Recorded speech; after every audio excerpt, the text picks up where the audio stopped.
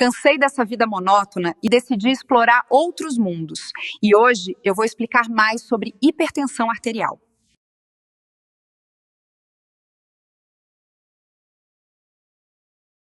Dias atrás, uma nova publicação da Sociedade Brasileira de Cardiologia levou os brasileiros à loucura quando anunciou que, pela nova diretriz de hipertensão, a faixa de pré-hipertensão abrange valores de pressão arterial sistólica de 120 a 139 mm de mercúrio ou pressão arterial diastólica de 80 a 89 mm de mercúrio.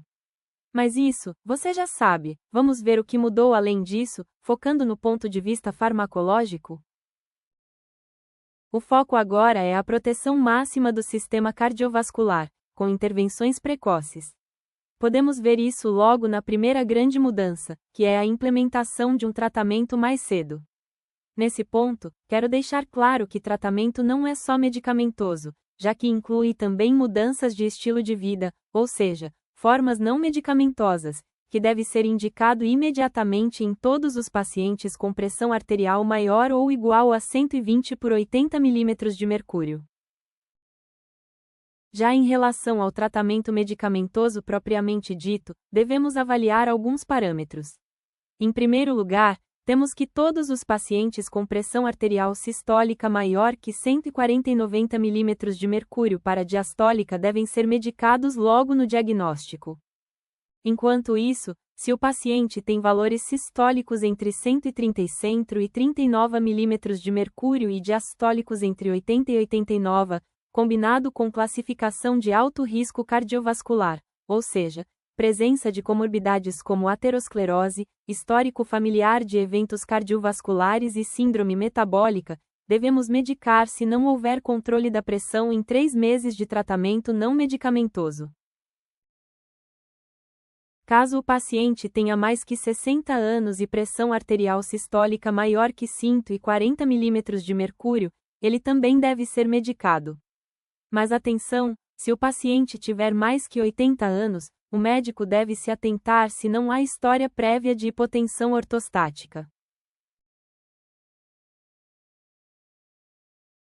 E você pode se perguntar por que medicar mais precoce, e estudos recentes evidenciam que essa medida promove uma redução significativa de eventos cardiovasculares e previne lesões em órgãos-alvo como coração e rins. Até aqui a Mona Lisa em colaboração com a Anne, o Israel, a Flaviane e as Marias já me ensinaram bastante, mas como eu vou saber o que medicar pro meu paciente? De modo geral, com base no Protocolo Clínico e Diretrizes Terapêuticas da Hipertensão Arterial Sistêmicas 2025 e nas diretrizes da ESC 2024 e ESH 2023, há um consenso de quais são as classes que devem ser utilizadas como primeira linha para a maioria dos adultos hipertensos. IECA, inibidores da enzima conversora de angiotensina, BRA, bloqueadores do receptor de angiotensina, BCC, bloqueadores dos canais de cálcio, dihidropiridínicos e, por fim, diuréticos tiazídicos ou semelhantes a tiazídicos. Além disso, a recomendação padrão é iniciar a terapia com a combinação de 2 medicamentos em dose fixa na maioria dos pacientes. As diretrizes classificam pacientes com diabetes mellitus e doença renal crônica moderada ou grave como de alto risco.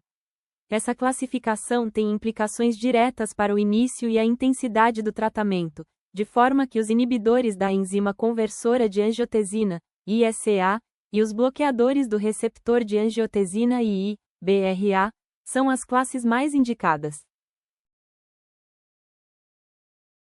Então, vamos utilizar medicamentos de primeira linha como maleato de enalapril, captopril, losartana potássica que vão atuar bloqueiam o sistema renina-angiotensina, permitindo a proteção dos órgãos-alvos.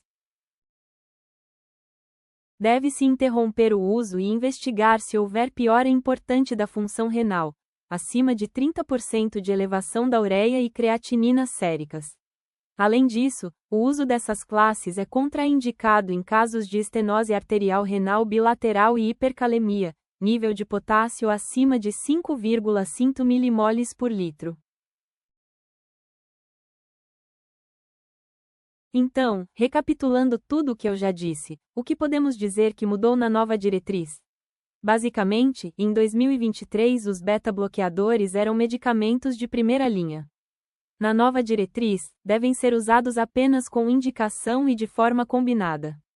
A associação entre medicamentos foi mantida. Para entendermos o porquê de adotar a combinação, precisamos entender que a pressão arterial depende de dois principais fatores. O primeiro é o débito cardíaco, que dependente de volume e frequência cardíaca. O outro é a resistência vascular periférica, a qual é controlada pelo tônus vascular.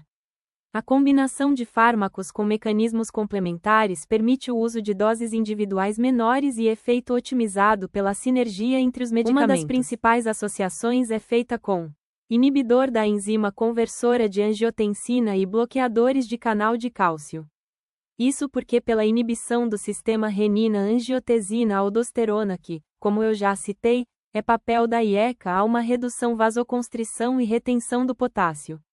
Enquanto o bloqueador de canal de cálcio atua diminuindo a resistência vascular periférica, por vasodilatação periférica. Essa combinação reduz o edema periférico causado pelos BCCS. A vasodilatação arteriolar aumenta a pressão hidrostática no capilar. Porém, as vênulas não sofrem dilatação proporcional, o que aumenta ainda mais a pressão nos capilares, gerando extravasamento para o interstício. Apesar do grande avanço na área farmacêutica, um dos grandes problemas enfrentados na época de vocês é justamente a falta de adesão. Para comprovar o efeito da adesão ao tratamento, um estudo feito com 4 milhões de pacientes verificou que um aumento de 20% da adesão ao tratamento estava relacionada com a redução de 17% no risco de AVC e 12% no risco de mortes. Além desse, um outro estudo verificou que a baixa adesão aos remédios antihipertensivos estava associada ao aumento da razão de chances de morte de 1,38. Já uma melhor adesão estava associada a uma redução do risco relativo de morte. Contudo, esses resultados foram baseados somente em 2 estudos, sugerindo uma baixa certeza de evidência. Espero que tenham aprendido um pouco mais sobre as recomendações farmacológicas da hipertensão arterial.